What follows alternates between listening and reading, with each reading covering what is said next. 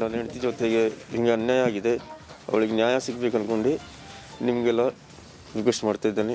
ಮತ್ತು ಆ ಹುಡುಗಿ ಜೊತೆಗೂ ಹಂಗೆ ಅನ್ಯಾಯ ಆಗಬಾರ್ದು ಅಂತ, ತಪ್ಪು ಆಗಬಾರ್ದು ಅಂದ್ಕೊಂಡು ನೀವು ದೊಡ್ಡವರೆಲ್ಲ ನಮಗೆ ಸಹಾಯ ಮಾಡಬೇಕು ಸರ್. ಅದು ನಮ್ಗೆ ಈಗಿನೂ ಏನು ಹೇಳಿಲ್ಲ ಸರ್, ಎಷ್ಟು ನಮ್ಗೆ ಮಾಹಿತಿನೂ ಇಲ್ಲ ಅದರ ಬಗ್ಗೆ. ಆದರೆ ನನ್ನ ಹೆಂಡತಿ ಜೊತೆಗೆ ಅನ್ಯಾಯ ಆಗಿದ್ದು ಅದೊಂದು ನ್ಯಾಯ ಸಿಗಬೇಕು ಅಂದ್ಕೊಂಡು ನನ್ನೊಂದು ರಿಕ್ವೆಸ್ಟ್ ಸರ್. ಅವರು ಬಂದು ಹೋಗಿದ್ದಾರೆ, ವಿಚಾರಣೆ ಮಾಡಿ ಹೋಗಿದ್ದಾರೆ. ಆದರೆ ನಂಗೆ ಗೊತ್ತಿಲ್ಲ ಸರ್. ಅವಳಿಗೆ ಇಲ್ಲಿ ಮನೆ ಹತ್ರ ಬಿಟ್ಟು ಹೋಗಿದ್ದಾರೆ, ಪೊಲೀಸರೇ ಬಂದು, ಅದಷ್ಟೇ ಗೊತ್ತಿದೆ. ನನ್ನ ಸಹೋದರಿ ಮೇಲೆ ಹಲ್ಲೆ ಮಾಡಿ ರೇಪ್ ಮಾಡಿದ್ದಾರೆ, 2 ಸ್ಥಳದಲ್ಲಿ ಸಾಮೂಹಿಕವಾಗಿ ಅತ್ಯಾಚಾರ ಮಾಡಿದ್ದಾರೆ ಅಂತ ಸಂತ್ರಸ್ತೆಯ ಸಂಬಂಧಿ ಹೇಳ್ತಾ ಇರುವಂಥದ್ದು. ಸಂತ್ರಸ್ತೆಯ ಸಂಬಂಧಿ ಸೈಯದ್ ಬಸೀರ್ ಹೇಳಿಕೆ ಇದು. ನನ್ನ ಸಹೋದರಿ ಮೇಲೆ ಹಲ್ಲೆ ಮಾಡಿ ರೇಪ್ ಮಾಡಿದ್ದಾರೆ, 2 ಸ್ಥಳದಲ್ಲಿ ಸಾಮೂಹಿಕವಾಗಿ ರೇಪ್ ಮಾಡಿದ್ದಾರೆ. ಸಂತ್ರಸ್ತೆ ಸಂಬಂಧಿ ಸೈಯದ್ ಬಸೀರ್ ಹೇಳಿಕೆ. ಮೊದಲ ದಿನ ಅತ್ಯಾಚಾರ ಬಗ್ಗೆ ಹೇಳಿಕೆ ನೀಡಿದಂತೆ ಒತ್ತಡ ಕೂಡ ಹಾಕಿದ್ದಾರೆ.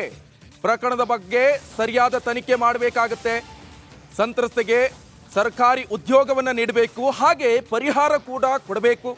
ಸಂತ್ರಸ್ತೆ ಪರಿಸ್ಥಿತಿ ಬಹಳ ಕೆಟ್ಟದಾಗಿದೆ, ಸಂತ್ರಸ್ತೆಗೆ ಚಿಕಿತ್ಸೆಯನ್ನು ಕೂಡ ಕೊಡಿಸಬೇಕು. ಬೆದರಿಕೆ ಹಾಕಿದ್ರು ನಾವು ಯಾವುದೇ ಕಾರಣಕ್ಕೂ ಅಂಜೋದಿಲ್ಲ ಅಂತ ಸೈಯದ್ ಬಸೀರ್ ಹೇಳ್ತಿದ್ದಾರೆ.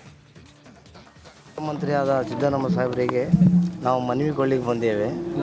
ನಮ್ಮ ತಂಗಿನಾದ ವಿಷಯ ಅತ್ಯಾಚಾರ ಹಾಗೂ ಅನ್ಯಾಯ ಬಳವಾದ ನಮ್ಮ ಸಹೋದರಿಯರ ನಾವು ಪರಿಹಾರಕ್ಕೆ ಒತ್ತಾಯ.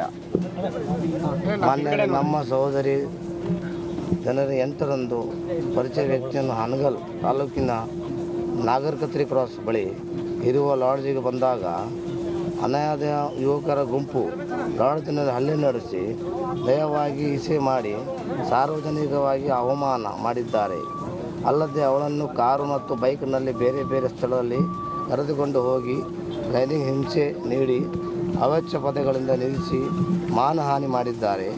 ಅಲ್ಲದೆ ನಿಶ್ಚಿತ ಪ್ರದರ್ಶನವಾಗಿ ಅರಣ್ಯ ಕರೆದುಕೊಂಡು ಹೋಗಿ